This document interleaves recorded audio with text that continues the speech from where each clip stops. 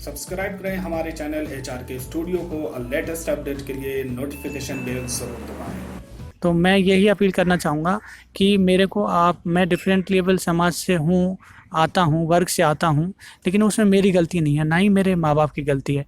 लेकिन मैं आगे बढ़ना चाहता हूँ, अपनी बात रखना चाहता हूँ, मैं भी साथ में काम करना चाहता हूँ, मुझे भी रिप्रेजेंटेशन का मौका मिले। तो हम उन तमाम मुद्दों के लिए जो चाहे लाइब्रेरी को 24/7 रीडिंग रूम खुलवाना हो, ढाबों का की बात हो, चाहे वो हेल्थ सेंटर की बात हो, चाहे वो जेनू से मेट्रो तक के ई रिक्शा हो, तो उन तमाम मुद्दों के लिए हम लोग लड़ेंगे। या कभी भी एक विजुअली चैलेंज या पर्सन विद डिसेबिलिटी से किसी को भी आज तक लेफ़्ट राइट ने सेंट्रल पैनल में जगह दिया, इस चीज़ को मैं जेने कम्युनिटी से मतलब उम्मीद करता हूँ कि इस बाइनरी को तोड़ते हुए वो लोग साथ में आ रहे हैं और समर्थन कर रहे हैं। और मैं जिस वर्ग से आता हूँ, मोदी जी ने किस तरह से हमें जलील किया है, जो है दिव्यांग कह के, हमारी दिव्यांगता से कोई वास्ता नहीं है, हम अलौकिक में कोई विश्वास नहीं रखते, हमें जलील करने का काम किया है। हेलो फ्रेंड्स, मैं अबू हुज़ैफ़ा और आप देख रहे हैं HRK स्टूडियो। मेरा नाम ऋषिराज यादव है और मैं छात्र राजद की तरफ से वाइस प्रेसिडेंट के लिए इस बार कॉन्टेस्ट कर रहा हूँ। मैं PhD सेकेंड ईयर का स्टूडेंट हूँ CHS में, सेंटर फॉर हिस्टोरिकल स्टडीज़ में, और मेरा रिसर्च वो love marriage in ancient India पे है। और मैं यहाँ 2016 से यहाँ पे हूँ, मैंने MPhil यहीं से किया है और अभी मेरा PhD सेकेंड ईयर चल रहा है। अब आप फाइनली फाइट में आ चुके हैं, इलेक्शन कंटेस्ट कर रहे हैं। अभी आप कि जो छात्र राजद जिस पार्टी से आप फाइट कर रहे हैं, जाहिर सी बात है ये नई पार्टी है, इससे पिछले साल ये लॉन्च हुई है। वहाँ पे आपके जो प्रेसिडेंशियल कैंडिडेट थे उन्होंने अच्छा बैकअप दिया था। इस साल पूरा एक साल गुजारा है पार्टी ने, अब किन मुद्दों से आप जवाहरलाल नेहरू यूनिवर्सिटी का इलेक्शन फाइट कर रहे हैं?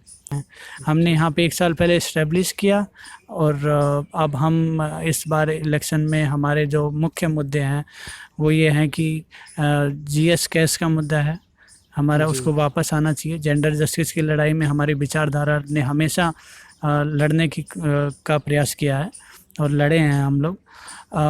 उसके अलावा जो 5% रिजर्वेशन है पर्सन विद डिसेबिलिटी का, वो फुलफिल हो। यहाँ पे एक भी OBC का प्रोफेसर नहीं है, वो बने। सेंट्रल यूनिवर्सिटी में भी किसी में भी नहीं है, हम उसके लिए यहाँ से दमदार आवाज़ उठाएंगे। और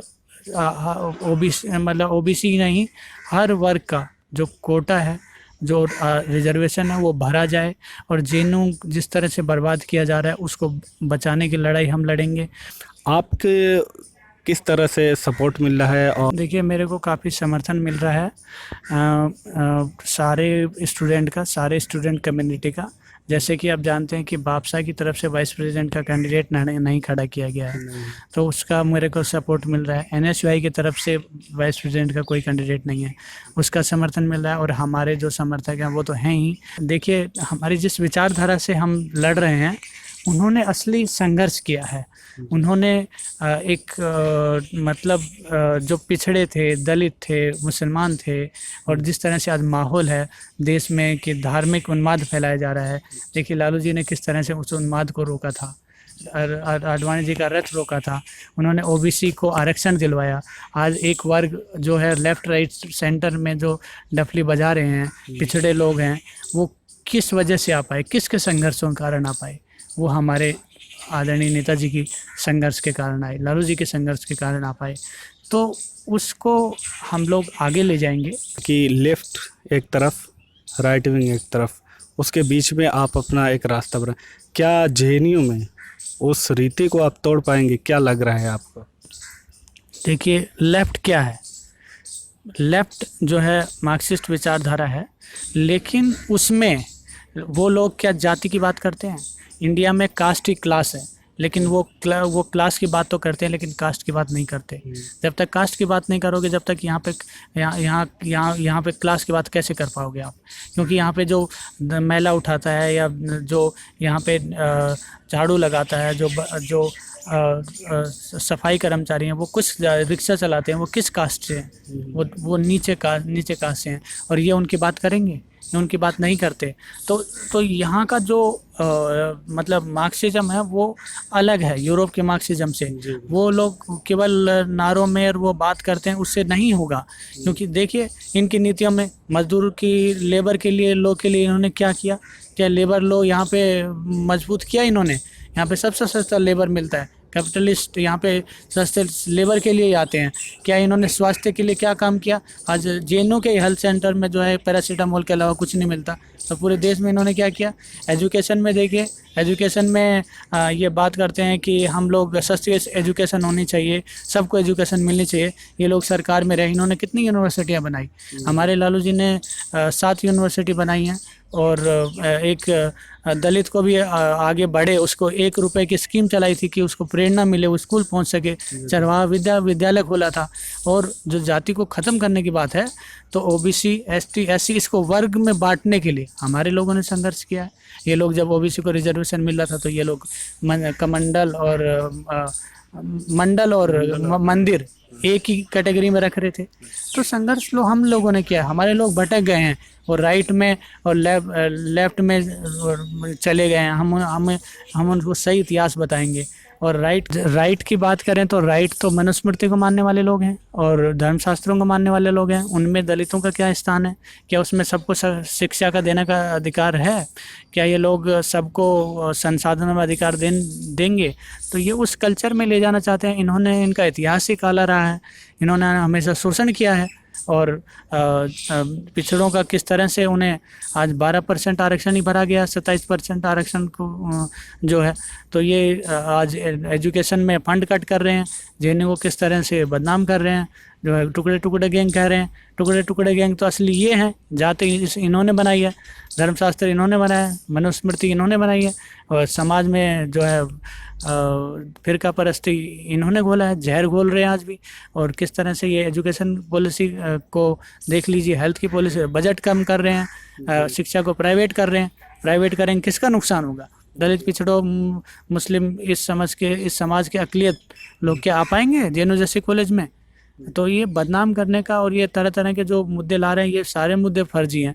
और हम अपने लोगों को समझाएंगे कि असली मुद्दे, असली लड़ाई हम लोगों ने लड़ी है, हमारा साथ दें ताकि हम आगे भी इस लड़ाई को लड़ सकें। जी, तो ये बहुत ही तफसील से और बहुत ही विस्तार से इन्होंने अपने जो आइडियोलॉजी है उसको बताया, लेफ़्ट और राइट के बीच में किस तरह से। आखिर में आप ये बताएं कि जेएनयू कम्युनिटी से लास्ट में आप अपने सपोर्ट के लिए या इसके लिए क्या कहना चाहेंगे? तो मैं यही अपील करना चाहूँगा कि मैं डिफरेंट लेवल समाज से हूँ, आता हूँ, वर्ग से आता हूँ, लेकिन उसमें मेरी गलती नहीं है, ना ही मेरे माँ बाप की गलती है। लेकिन मैं आगे बढ़ना चाहता हूँ, अपनी बात रखना चाहता हूँ, मैं भी साथ में काम करना चाहता हूँ, मुझे भी रिप्रेजेंटेशन का मौका मिले, ताकि देश में जो किसी भी कोने में, यूनिवर्सिटी में, कोई भी वर्ग का किसी भी तरह का उसको एक प्रेरणा मिले, आगे बढ़ने का एक इंस्पिरेशन मिले। और ये मैं समझता हूँ कि जेएनयू में हमें मौका मिलता है, बाहर तो हम सोच भी नहीं सकते। तो इसको एक जेएनयू संदेश देने का काम करेगा। जी बिल्कुल। मेरा रिसर्च मैरिजेज पे है, और मैंने एमफिल में जो रिसर्च किया वो लव मैरिज इन एंशिएंट पे है, और मेरा पीएचडी में भी मैरिजेस पे ही काम है।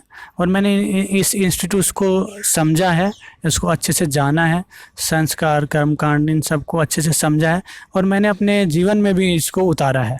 मैंने लास्ट ईयर मैरिज किया, लव मैरिज किया, इंटरकास्ट मैरिज किया, और मैंने कोई भी रिचुअल गांव में भोज, लगन, भात कुछ भी नहीं किया। उसकी जगह मैंने एक परिचर्चा कराई अपने गांव में। वहाँ उस परिचर्चा में जेएनयू से, डीयू से और तमाम कई जगह से लोग, इंटेलेक्चुअल्स लोग बुलाया था।